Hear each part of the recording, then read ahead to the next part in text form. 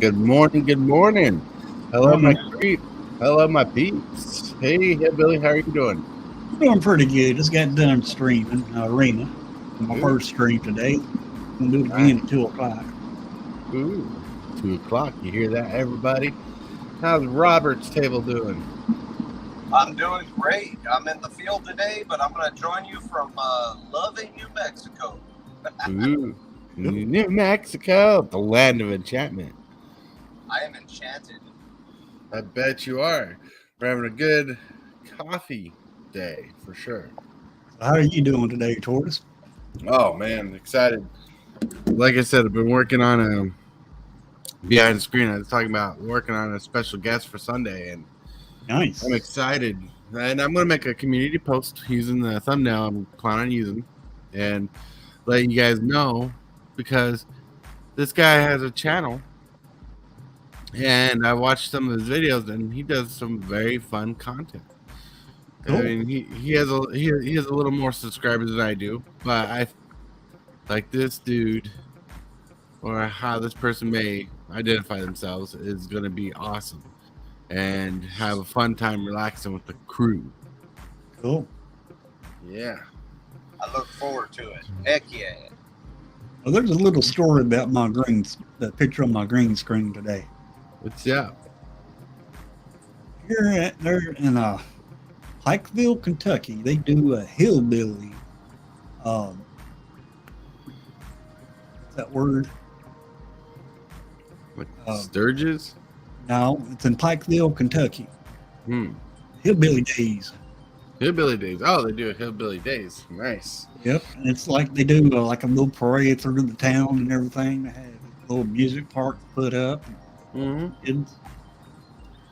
That's cool. They do that once a year. I'm not for sure what day it is. Ah. Ooh, it'd be interesting to know what day it is. I mean, if you're in that area, Yep. you know, that'd be awesome to be like, hey, let's go check out the cars, the show. Let's see what the fun is.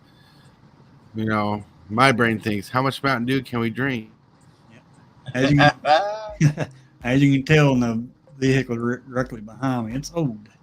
Mm, Old car. that's Pinky's cool, out though. when you're sipping that Mountain Dew. You're right. Like, and I used to drink Mountain Dew like a madman, like crazy, and I used to call it the hillbilly nectar of the gods. Me too. I love some good old Mountain Dew. So that's why I tie in Mountain Dew with hillbilly there. It's something I did personally. Nah, man. You used to drink those 2 liters. Whoa. Yeah, before I became diabetic, man, I'd have Mountain Dew every day. Every day. I wouldn't. And for those out there, I want to let you know I wouldn't suggest drinking Mountain Dew every day. It's kind of bad for you. Yeah. Kidney stones. Kidney stones, all the fun stuff, all the amazing things that go into it. Man. So the topic of today is why do we board? And I purposely did that so we can have more of an open conversation and kind of chill, you know, because there's things about Magic we love, but there's other TCGs out there and other things we do love. Like some people collect Pokemon, Digimon, Yu-Gi-Oh, whatever it is. The investment's there, the game is there, but like, you know, if we really were super diehard fans and we didn't have the money to afford this luxurious cardboard, we could write all this information on paper and play with paper. But we love the cardboard. Yep. Very true. Right. Really quick, I want to say hello, TCG dude. Hello, James Willis. Mrs. Hillbilly. Thank you. This is a Christmas shirt I got from my wife. It's not purposely supporting Lurkana, but if it does, it's cardboard. Disney is now in cardboard, y'all. Yes. Stasis Orb. What's up, Stasis Orb? Woo. Sorry. I need to go to Facebook. Stasis Orb thinks that he would like to join today. Cool. I meant to send him a link earlier, but I've been in talks with this new dude.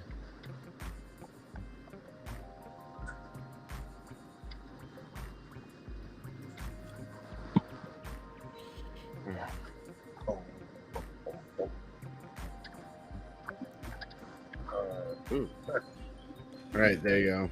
I just had a question. And the question was, do you mind if I casually sip on alcohol during the show? And I'm like, I do not care if you do. Don't care if you casually sip it or if you aggressively sip it. Just Right? I mean, it's all going to the same place, right? Right? Exactly. You know, we're going to have fun. I can't drink nothing right now but water. Right, but you know, it's the coffee show. We're waking up. We're drinking things that get us going and motivated. And if alcohol's your thing, you know, as long as you don't abuse it, I think you're fine. Yeah, if you abuse it, it abuses you back. That is very true. That is very true.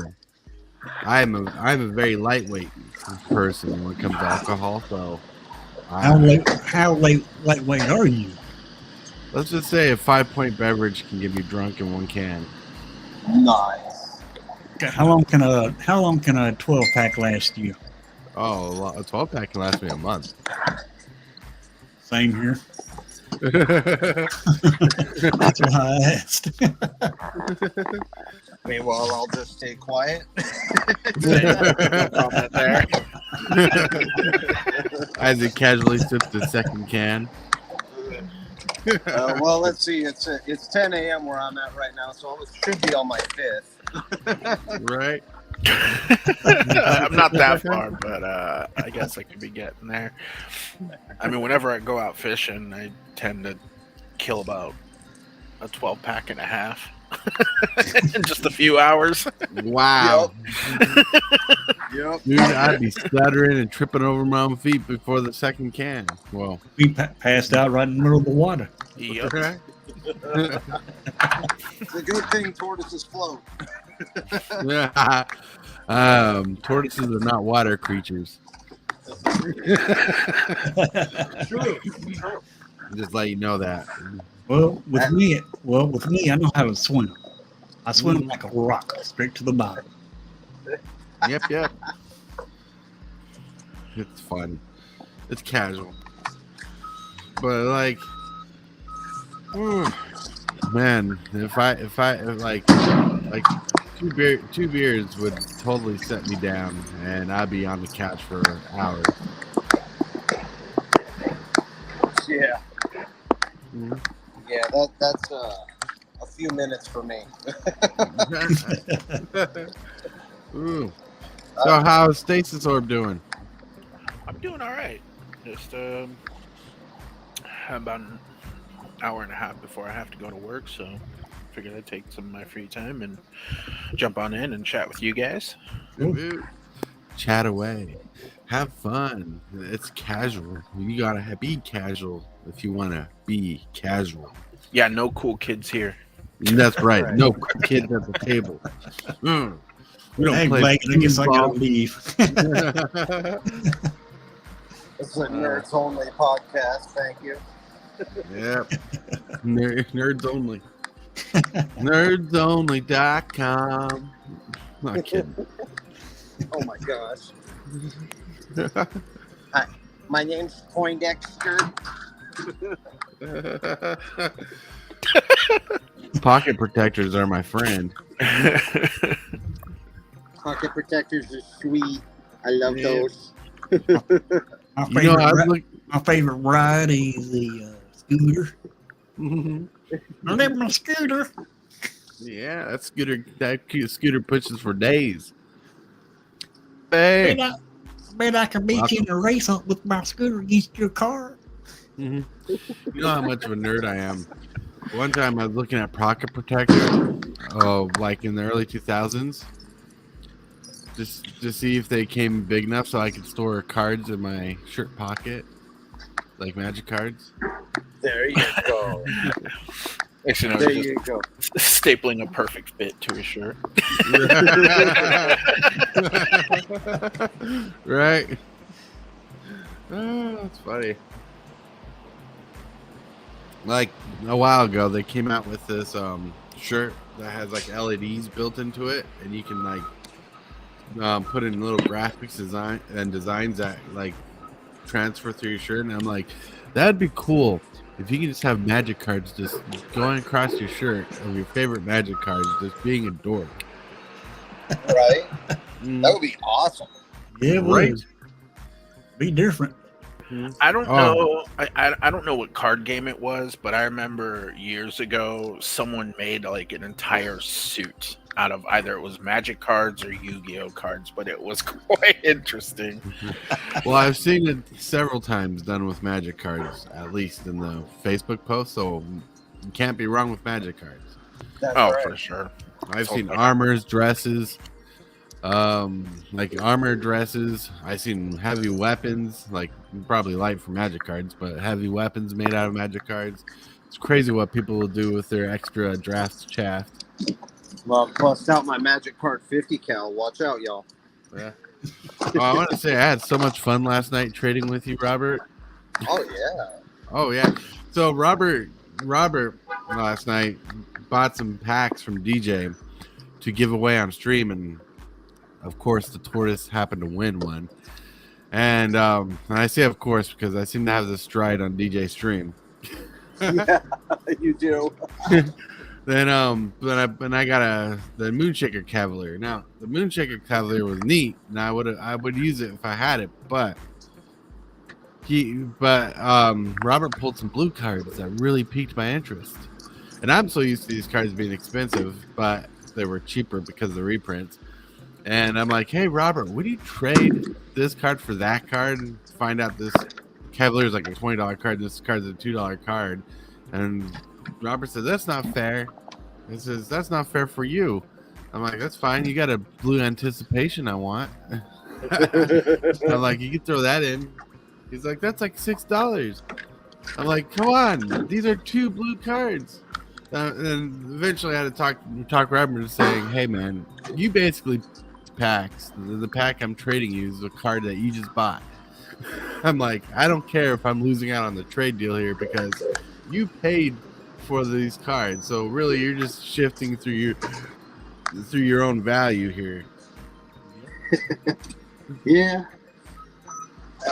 What can I say? I'm kind of honorable. Right. But That was man, awesome. Forced Fruition, man, that'd be the first time I owned that card since 2007.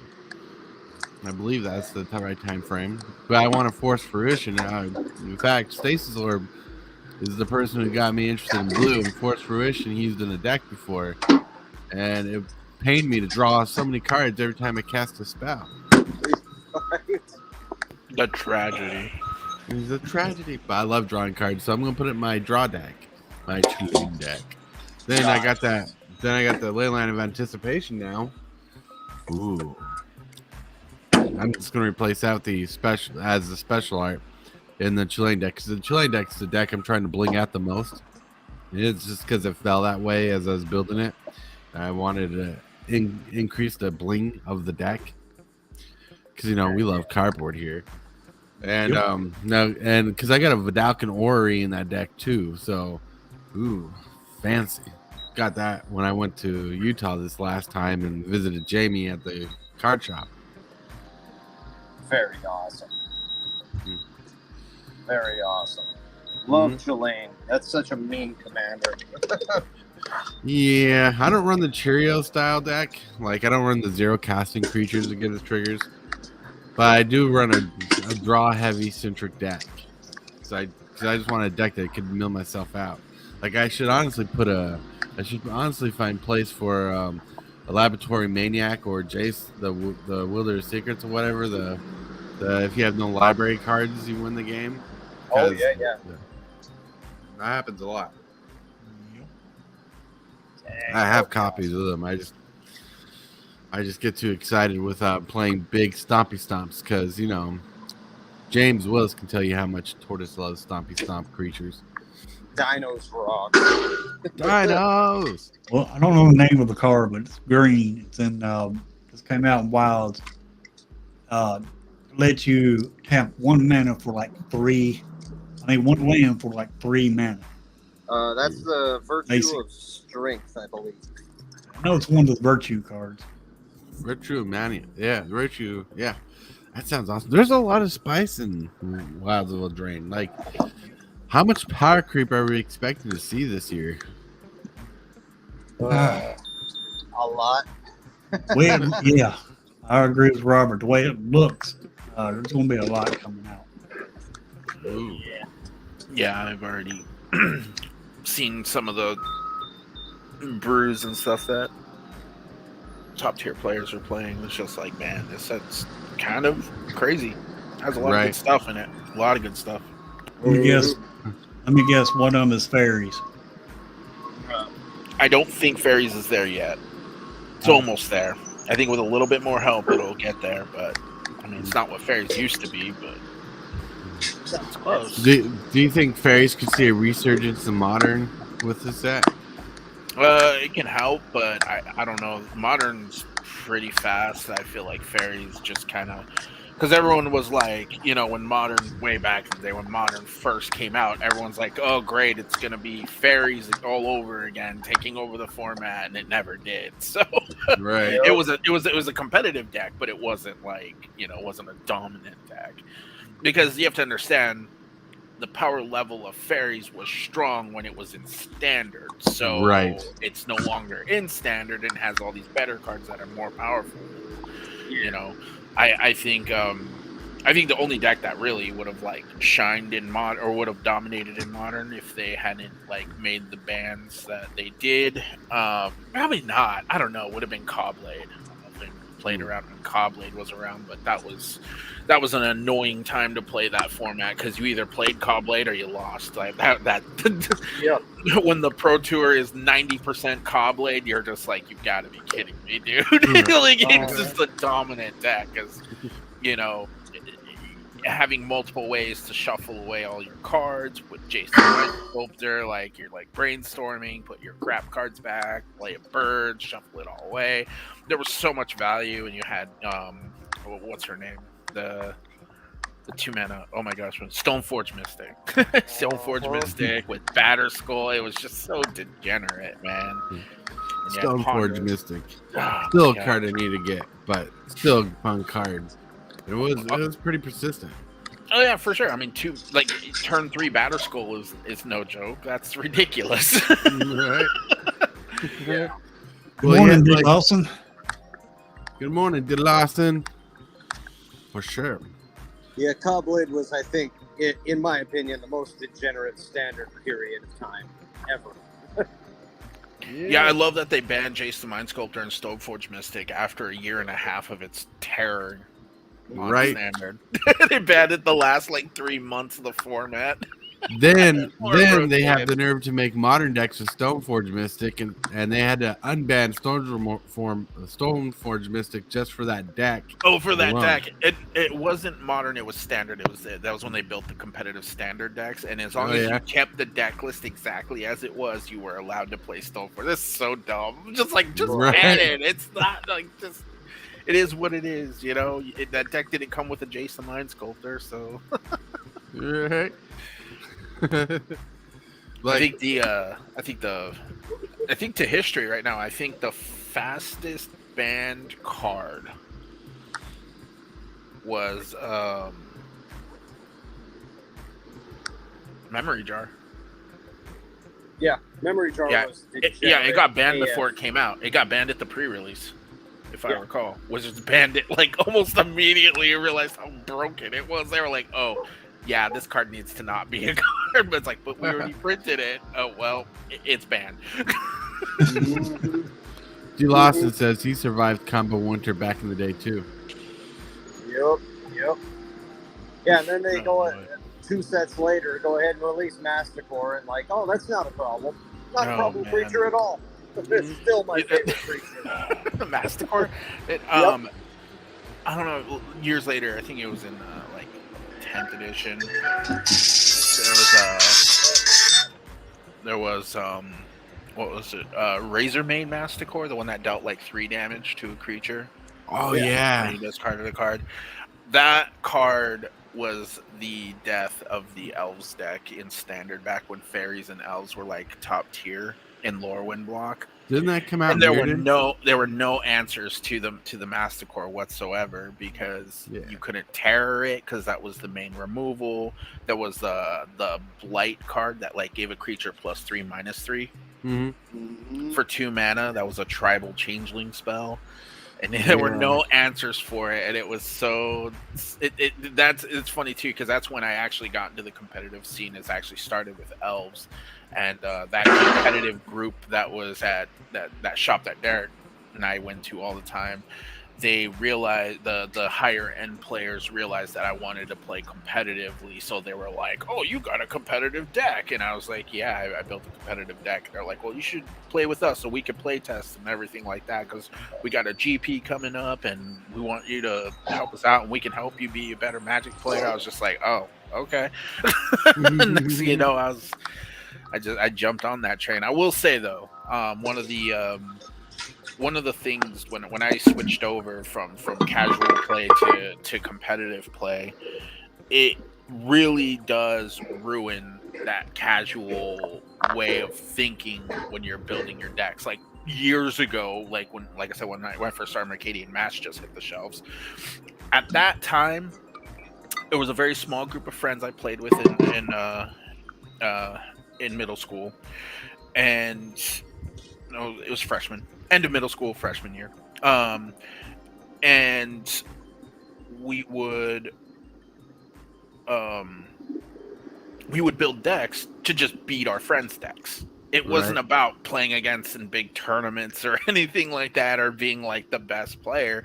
You're just like, oh, my friend's playing a red-black deck. I better go find a card that has protection from running back. Oh, look, there's this card called a Chroma. Now, if I play this against him, he loses the game. And then, and then they go get a card that deals with a Chroma. It's just, that's how we played back then. My first deck was a Thallid deck. And then I died to Pyroclasm, and I was sad. Right. Every time. We've all done the strides. I had 3 jars at pre-release and found out again. Oh, that sucks. Yep.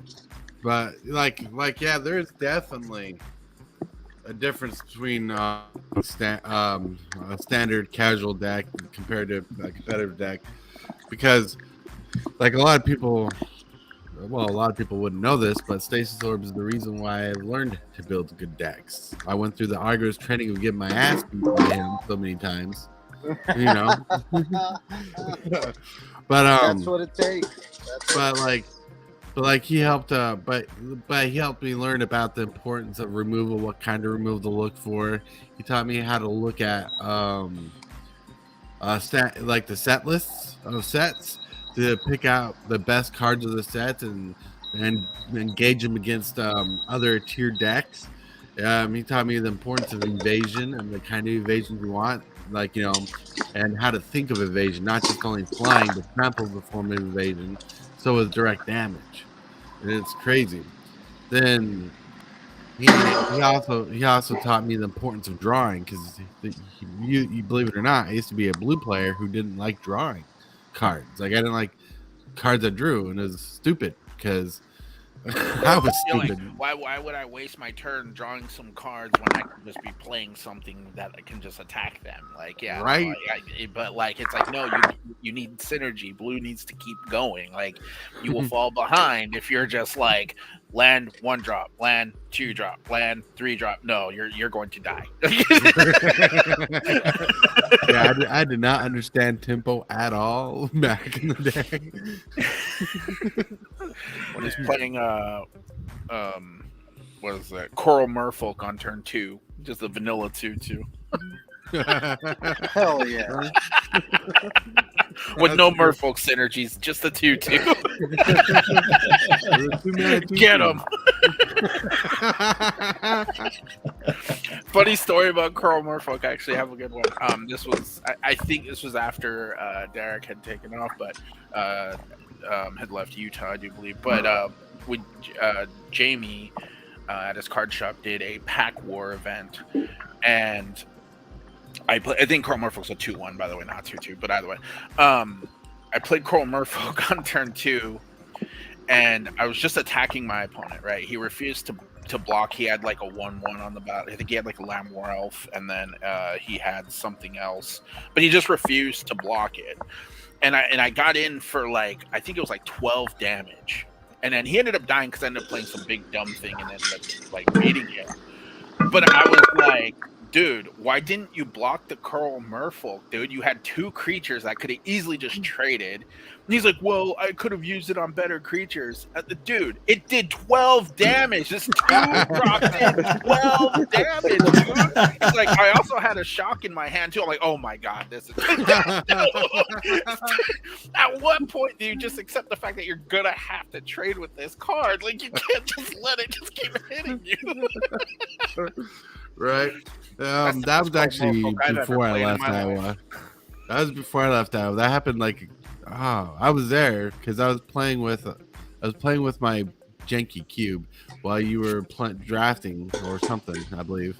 Yeah, I don't know. That was a free point he had for one of his events, but yeah.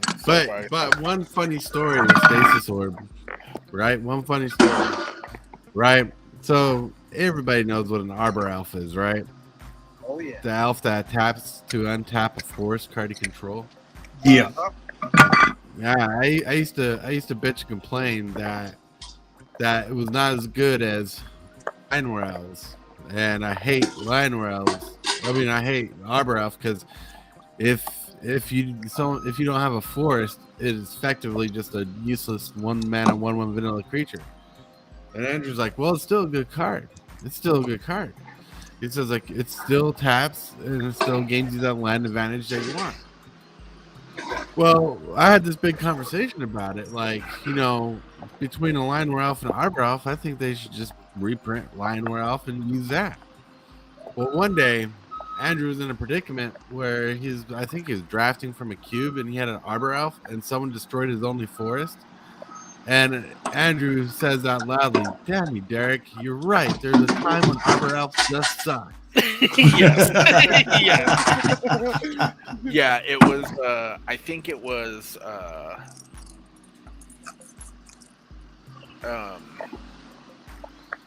want to say it was probably around the Valakut time, because I think because Spreading Seas was in the format, and I think they turned my forest into an island, and it really screwed me. It really, really screwed me. And I was like, oh.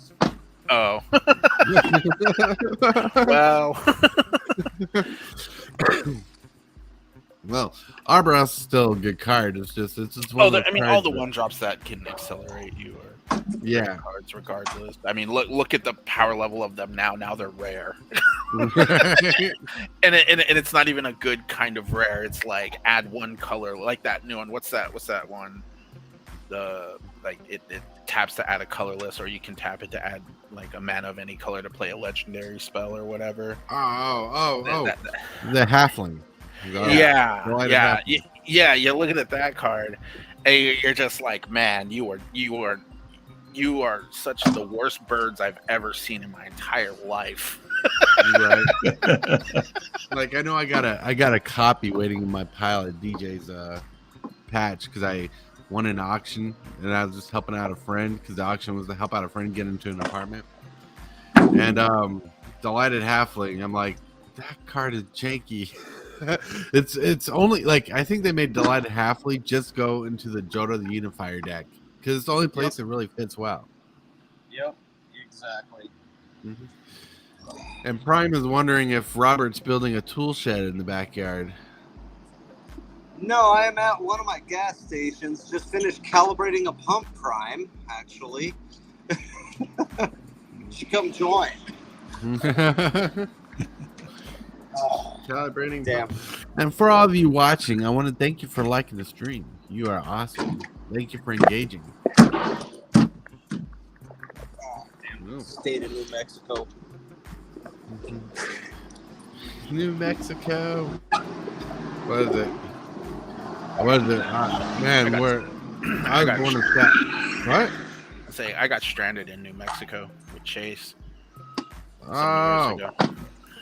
We were driving through. We ran out of gas, and then my bank canceled my card because I was traveling all over the U.S. and we couldn't get gas. It was a nightmare. Sounds horrible. We were in Albuquerque. Albuquerque. You should have taken that left at Albuquerque. I couldn't run out of gas.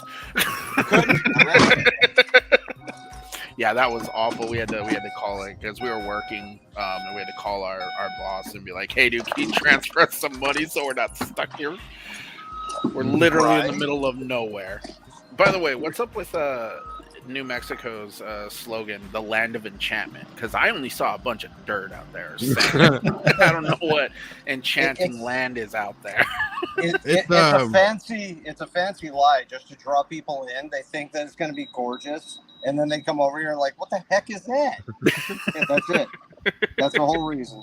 Well, it deals with Native American territories and stuff, so that's what it's about.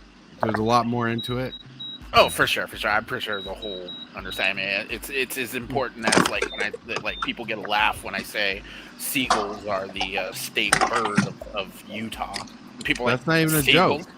That's Like not even seagulls? a joke. What? The giant squawking rats with wings? Like, are you serious? Yeah, they're the state bird because years ago, when Utah had a locust problem eating all the crops, the only solution they could think of was to bring a bunch of seagulls over and let them eat the crops, and let them eat the locusts.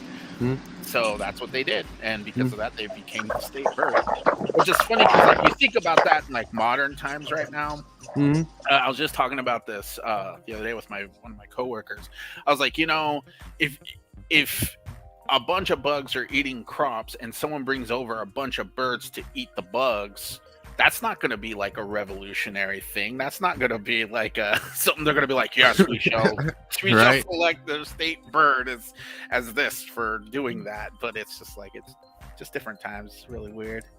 Well, yeah, because back then when they brought seagulls in, we were building the railroad, so that helped save the community estate. And, for sure.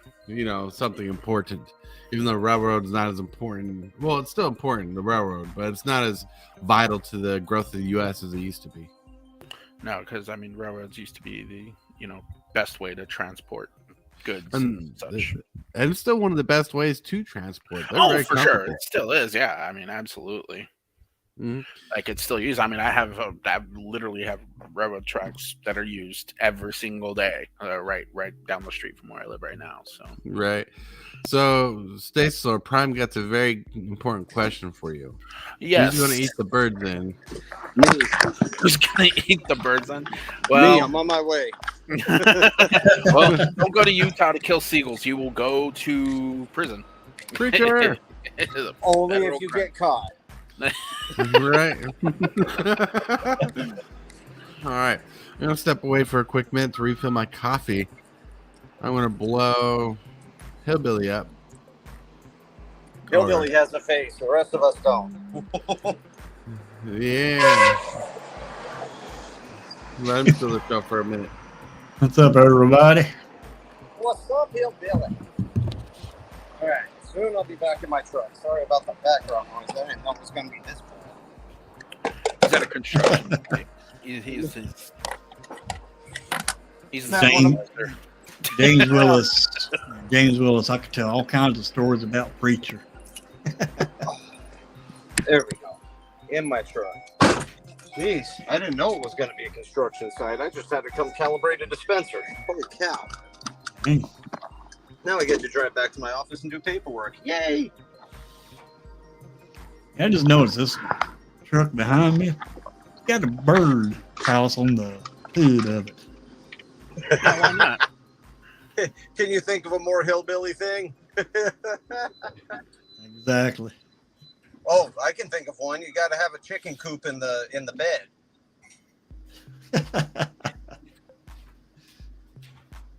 That'd work.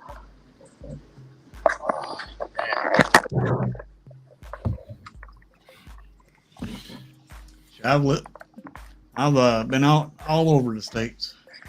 All 48 states. Yeah. Yep. Me too. I have I have 13 left, and I've been to all 50. Prime. Don't be mad. Be glad. Good Ziploc. Guess you beat him Oh, yesterday. come on, Brian. Take it like a champ. Yeah, I missed Oh, that. man. I missed the That stream was- between you and Prime yesterday because I had something I had to do. Well, if you want to share the facility of evilness, just let you know, a lot of my skill for Magic, other than just playing the game, comes from Stasis Orb teaching me how to be a better player. So you can be mad at him too. Share the love. Don't Hey. blame me. Blame Stacy. Yeah. Yeah, blame me. You can blame me. It's okay. I'm the one who kicked your teeth in, Prime, but blame Stasis Orb. That's right. Jeez.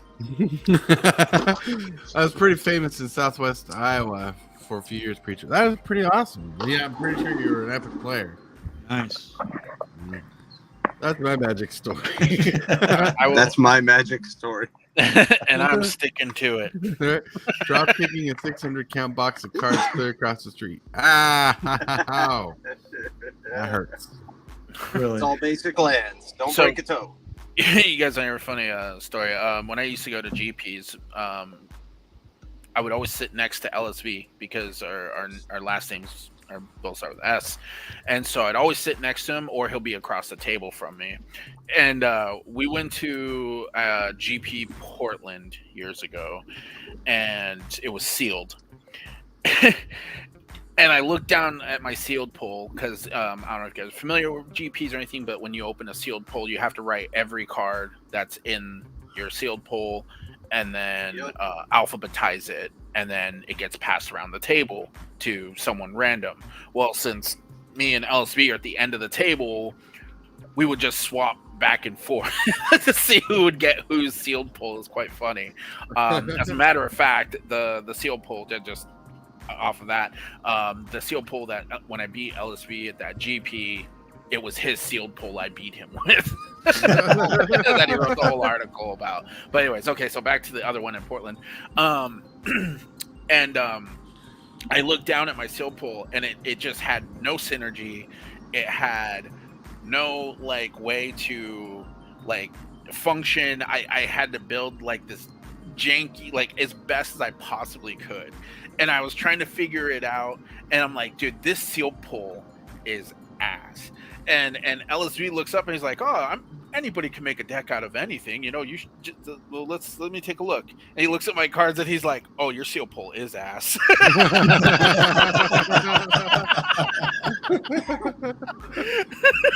was like, thanks.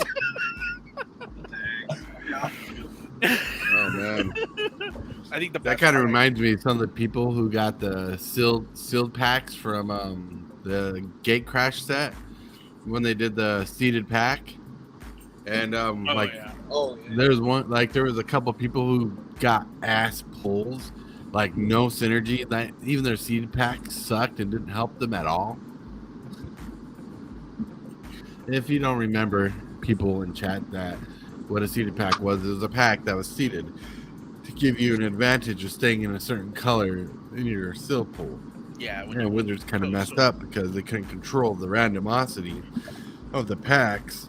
The randomness of the pack was too random sometimes that all the cards that gave you in a pack were so jank that you wouldn't even use them in a draft or a limited scene. It was rough. That's why they went to the pre-release cards. What? Sealed events, though, that was the issue. Is like you get the most broken card from those colors, and you're like, oh well, I guess that's helpful. And not someone else gets the jankiest one. You're just like, oh, okay, cool. Like, how do you even balance that? You know what I'm saying? It's really hard to, yeah. And it was their way of being like, well, since because it was Ravnica that did that, where you got to pick your two colors basically, and then you would get a seeded pack in there with your sealed that would all be those colors. And then it enabled you, like, let's say you didn't go those colors, it made it where you were able to splash those. So I guess it wasn't too bad. Right. The idea had merit. Yeah, for sure. I'll never forget. what set was it that had like the bolster and bolster mechanic? Cons. I remember Cons of Talkir sealed. I had.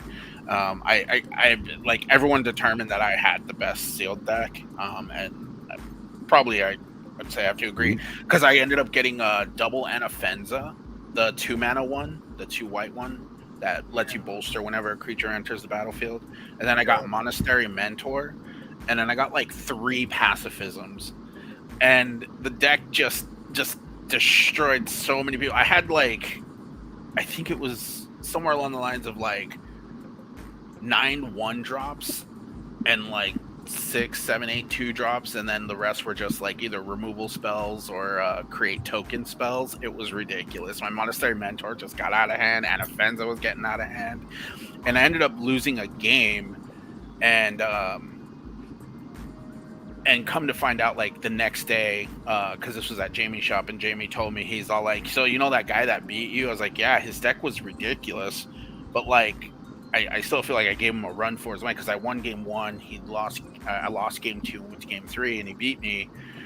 He was like, yeah, him and his brother are no longer allowed to come to the shop anymore. I'm like, what happened? Like, oh, they were cheating. They were swapping cards from their sealed pulls to each other. That's why when they looked at their sealed, their like extra cards, they noticed that there were no red cards or black cards in his like extra cards from the sealed. Oh wow. And his brother had no, I think it was like green and white cards in his sealed. So they completely swapped colors. Yeah, and it was, they didn't even get their prize because they both ended up winning. Like they I was like, wow. And I got 3rd place prize. Wow. Because of it. I was just like, wow, that sucks. Like, yeah, but they got banned and they were never allowed. And if there's any, like, don't ever cheat. Like, it's so not worth it. Just play the game. For real. There was this one kid. Maybe Derek was there during that time. Maybe not. I don't know. But there was this one kid. He showed up at a pre-release, and he brought his like a deck of cards with him, and he was like doing magic tricks and stuff like that. And I was like, dude, you do not want to be doing that here, man. You do not need to slide a hand or any of that like while you're here, man. This is the wrong place to do that. That's funny. No, I wasn't there for that. But I knew a kid who tried not doing like sleight of hand tricks, but tried doing magic games, like pick a card, choose a card stuff with magic decks just to be fun. It's like, I'm playing Magic. Did you ever play a Ship Captain Crew with us? For Jank Bulk Rares? That was really fun. That was really funny. So there's this dice game. There's this dice game we used to play at the card shop while, like, you know, when there was downtime in between rounds, called Ship Captain Crew, which you roll 5 dice. It's kind of similar to Yahtzee where you get the 3 rolls, but you have to get the numerical order of 1, 2, and 3 in your first 3, or within the 3 rolls. You can't keep the 2 unless you have the 1. You can't keep the 3 unless you have the 2 and the 1. So you have to specifically roll 5 dice. If you get 1, 2, or 3, you keep them, and then whatever the last 2 numbers are, that's your score. Oh, wow. And then we would play with Jank Bulk Rares. We would just, and then if someone rolls a full house, it resets everything. So everyone has to, it restarts all over again, and everyone has to ante up another, bulk rare. And then if someone rolls 5 of a kind on the first roll, they automatically win. But yeah, it was a fun little group game we used to play all the time. Just give us something to do with our bulk rares that we'd sit on our binder. I remember playing that back in the day. That was a good game. Yeah, it was a lot of fun. A lot of fun. We did it for quarters one time, and then we got in trouble because we considered it gambling. Like, but it's just quarters. It's not a quarter when you have like 10 people playing. Yeah, right. Quarters don't count. Quarters aren't money. Shit. Should do it with cats, With cats. Cats. Yeah. I ante 1 tabby. There's a lot of strays around here. I could probably play for a while. I raise a Siamese. Oh crap. Oh man.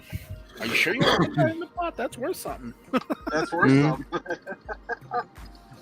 Man. But, thinking about your story about Kanzutai Cure, it's so sad that I about to say your friends, but those kids or those people cheated. Kanzutai Cure was a very draftable set. Very powerful.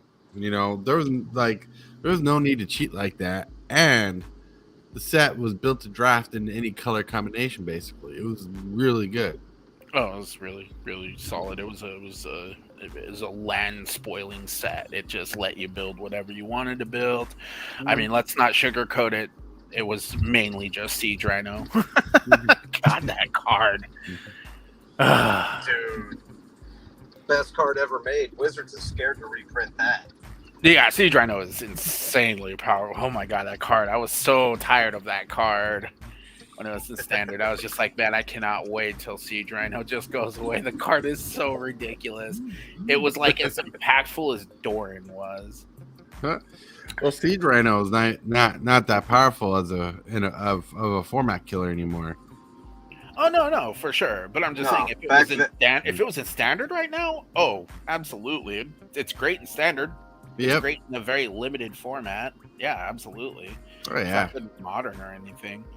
Although Robert wants more Siege Rhino. I do. Give me more. He wants to dip it in his little pot of honey. That's right. On DJ's channel, I bought cons packs. And I was like, man, you better pull me a Siege Rhino. He did. I believe it was the last pack, too. Finally got it. I was like, hell yeah. I don't care about the fetch lands. Give me Siege Rhino. Siege Rhino. Thanks for putting that link to Dark's awesome shop in the chat. You're welcome. Anybody who don't know who Dark is, she has a shop where she makes handcrafted dice bags, deck boxes, and cool swag for your Magic the Gathering or Magic the Gathering game. Check her out. That link takes you to her website. Ew. Heck yeah. Zombies going crazy. So, quick question for you guys. If you guys had a chance to create a five color cycle for like every color, right? Like a one, like, which doesn't, it could be any card, realistically, it doesn't matter. What 5 cards, now it can't be obviously they have to be existing cards, but what 5 cards do you think would be good for like the 5 cycle? Because I feel like to help standard, I'm saying specifically in standard. I know not all of you guys are standard players, but I think it would help spice up the format a little bit better. Because I think getting a card back, like for example, like red, it'd be nice to get back Lightning Bolt. For blue, it probably would be good to get back either Remand or Mana Leak. For white, I think they should get Path to Exile. For black, maybe Thoughtseize. I mean, Thoughtseize has kind of been reprinted in standard, but it's probably not a bad idea. And then, like, I don't know what green could have. Green could get... Green has everything. Harmonize. Green can get... Yeah, Harmonize. There we go. That would be sweet. That'd be really cool. I think that would be a good, like, that'd be an awesome like set to help spice up like standard. And a lot of people think like Path to Exile is powerful. Yeah, it's powerful, but it's not. I don't know. I don't think it. I know I don't know if they'll ever reprint Path to Exile for a standard format again. But man, it seems like that would help out. Yeah, they made a 2-mana version of an Exile card like that in the newer sets. For sure, there's one that like exiles something equal to the amount of planes you control, but Path to Exile is like instant speed. Yeah, instant speed. Good. Get rid of your thing, go get a land. Like, I don't know, but it'd be cool to see those cards. Prime says Lightning Bolt will never be standard again. Probably True. not. Very We true. get Lightning Strike or Shock. It'll be standard again once it's powered down enough that it doesn't kill every creature in the format. Yep. Right. When you have 1 mana 4/4, it's gonna be fine. Right. And like 1 mana dorks, they're not doing that anymore either. So not in standard. Yeah. You know, I remember a while back, I don't remember. I think it was around Alara. It might have been around that era. I remember Wizards of the Coast talking about, or Mark Rosewater was talking about. He's like, "Yeah, we're on the fence trying to figure out how we can make a vanilla mythic, and what it would be." And I'm like, "How would you make a vanilla mythic? It would have to be like a 2-mana 10/10. I mean, granted that obviously,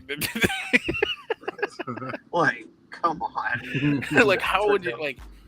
Because like if you look at all the big dumb 3-mana things, like let's take Woolly Thoctor for example, right? It's a 3-mana 5/4. Yep. That's an uncommon. The only rare one recently that we got was what that 5/5 for 3. The champion, is it Elvish Champion? No, not Elvish Champion. What is it? It's a 5. It's a 3-mana 5/5 that can't be blocked by creatures power 2 or less. It's 3 green, triple green, and even that was just a rare. So I was like, how would you make it? It would have to be like a 2-mana, like maybe a 2-mana 8/8. 8/1 or something. Right. 2-mana 8/1. I mean, come on. I'd play it. Even the colors have. yeah, for sure. Who Even wouldn't? the colors has a 8-mana Annihilator 1 8/8 that has to attack each turn of Fable at an uncommon rate. Right. So What's that like 5-mana 10/10? It's like 5 green mana for 10/10. Giganotosaurus. Yeah, Gigantosaurus. That's what it was. Yeah. So even that's a rare. Yep. Even that's a rare. right. So like it would literally have to be like an 8/1 or maybe like a 6/2 for 2 or something. Right, I got an idea how you can a vanilla creature mythic. It'll be bending the rules of what vanilla is, right? He's giving So it vanilla, for those who don't know what a vanilla card is a creature with no abilities. Well, I'm about to make a creature with an ability, but it's vanilla without it.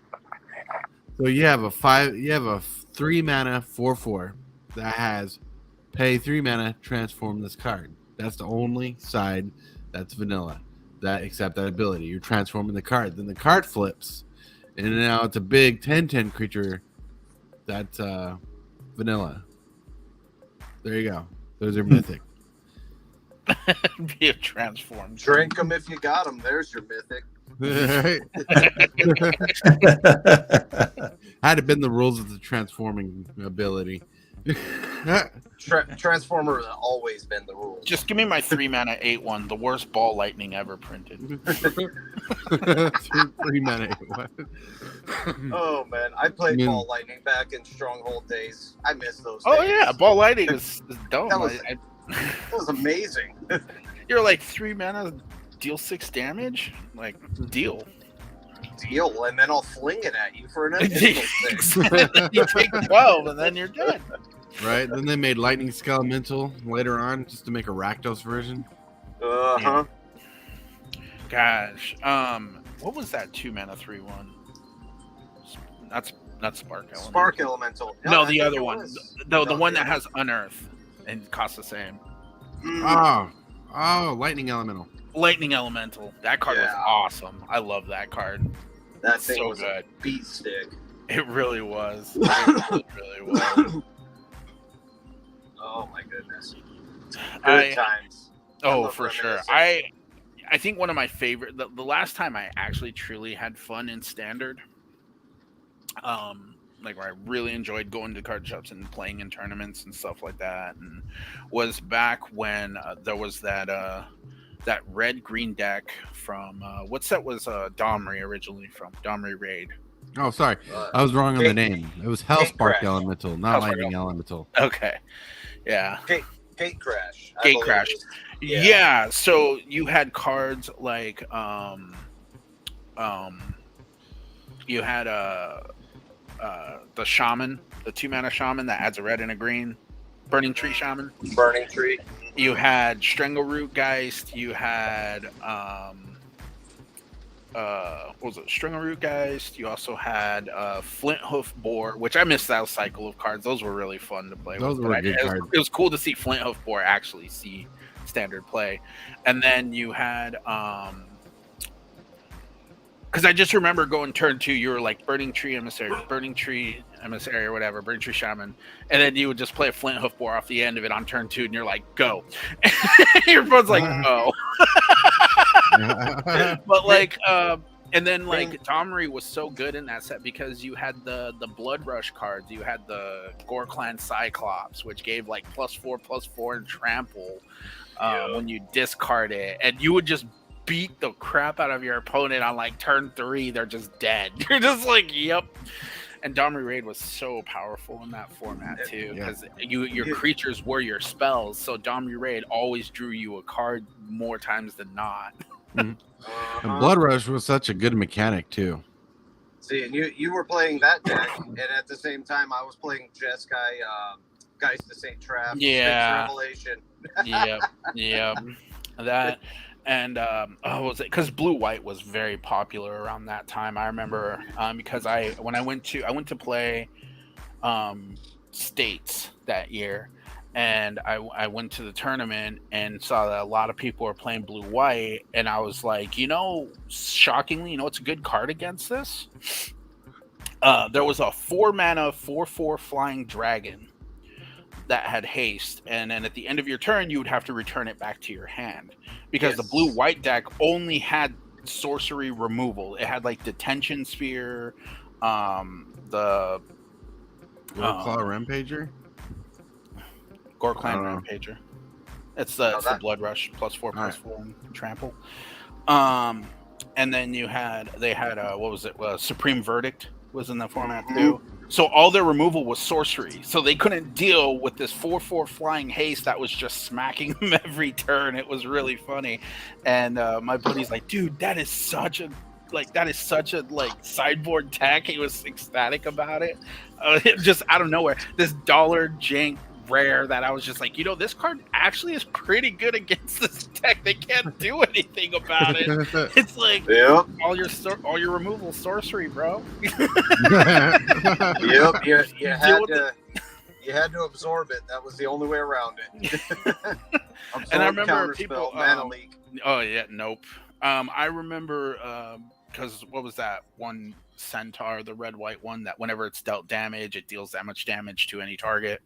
Reckoner, Boros Reckoner. Boros Reckoner. Yeah. And my buddy was like, dude, what happens if you run into Boros Reckoner? You have all these big creatures. I'm like, what about it? If he blocks with it, I Gore Clan Rampage the creature, I trample over him, and then he can transfer the 3 damage to what?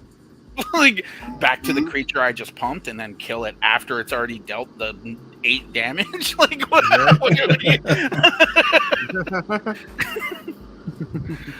Sure, I'll trade my creature for 8 life, or trade my 3 damage I take for your 8 damage. Like, it's kind of sad that Boros Reckoner was a hot card for only a minute. Then the next installment of the set just kind of drowned it out.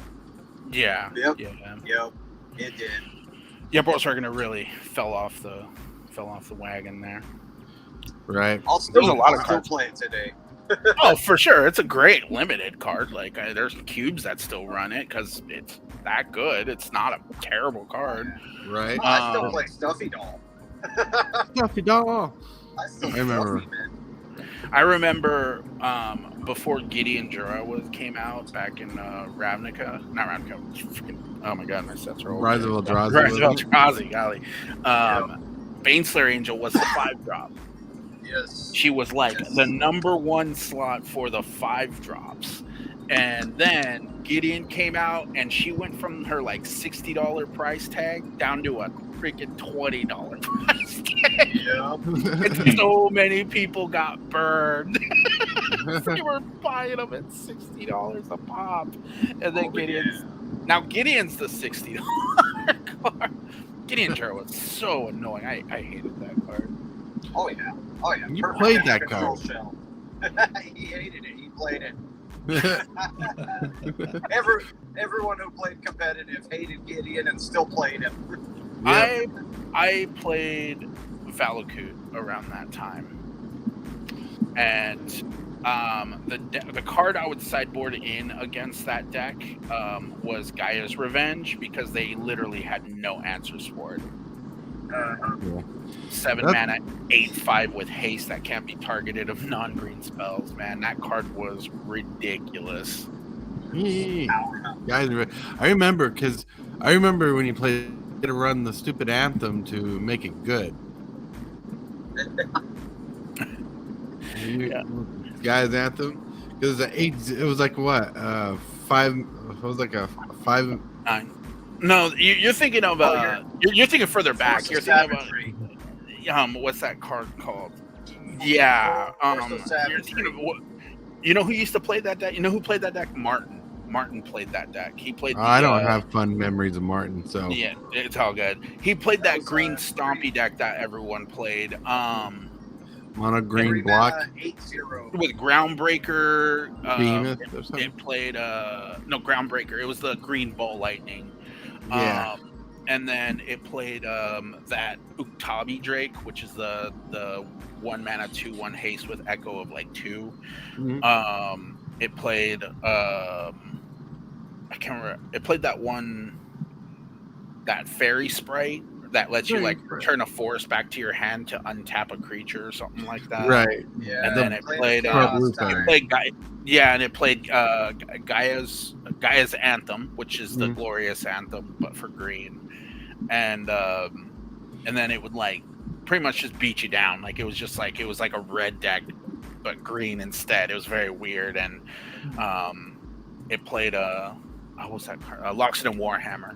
That was like one of its ways to like finish the game, because they just throw it on like a Uktabi Drake or something, and then you would just beat your opponent down with it. Yeah, Loxodon Warhammer was a ridiculous card. Not as much anymore. I feel like equipment's really kind of dubbed down over the years, but man, there was a time equipment were just absolutely ridiculous. Unit cards for sure. Equipment, in arena, equipment decks don't exist pretty much. Yeah, and then like I think Yumizawa's Jite should be removed from the banned modern list. I don't think that card needs to be banned. It's good, but it's not.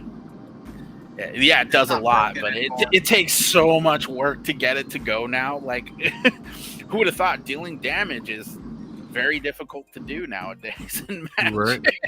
That's funny. Richie says he was playing green-white in the Boros Reckoner days. He would slap Rancor on it, then Celestia Charm can exile it and get my Rancor back. Yep. Yeah. I forgot Rancor. Rancor was in that red-green deck too. Dang. Yeah, that was such a fun format. I just loved playing that red-green deck, man. It just beat face, dude. It was so broken. Oh yeah. I remember I got in the red-green deck right after it got popular, and I tried making it strong again. Then I failed. I tried doing Jund. Well, I built a Jund deck around it. Then I accidentally traded the deck for some random cards when I meant to trade another box of cards. And so I lost out on my deck. I'm like, God damn it. Ouch. Yep. Can't take back that trade. What's up? Huh? I thought Robert said something, but he didn't. Revenge of the Hunted. I'm blinking in and out. I still think Derek got the best trade ever. And I had to talk him into it. The lighter. Why did I have to? Because Johnny, I'm a very slow person. Like, I mean, I can understand if it's like a sentimental lighter, like some of those Zippos are, unique, but it was one of your generic plastic 99-cent store lighters, man. But it's my only lighter. Derek, I don't care. I can go get you one. Yeah. Good times, good I times. know. But like I'm very slow, if you haven't noticed. I make a lot of bad decisions quickly when I make decisions quickly. But like I wouldn't consider my that brain slow. doesn't know how to Consider that being calibrate. human, man. I don't know how to calibrate certain decisions. But yeah, $20 for a freaking lighter was a great deal. And then we had to go get the money from him because he's going to try to skim out from giving us the money back. Oh yeah, that was But granted, our dorm was very, very close, and there's no way we were like. He's like, "You really gonna make me pay $20 for a lighter?" I'm like, "Dude, you made me go without a lighter." Yeah. All right. It's been an hour of fun. We're gonna close out the stream. Oh man. Thank you guys for showing up today, Mr. Hillbilly. Anytime. Stay Storm. Hello. Yep, I'm here. Sorry, this mic. I'm closing out the stream. Yeah, no worries. Yeah, you're good. You're good. Yeah, I heard you. Yeah, I'll say thank you for having me. Yeah, you're welcome, Robert. Thanks, sir. As always. Yeah, you guys are awesome. Thank you for rocking it out.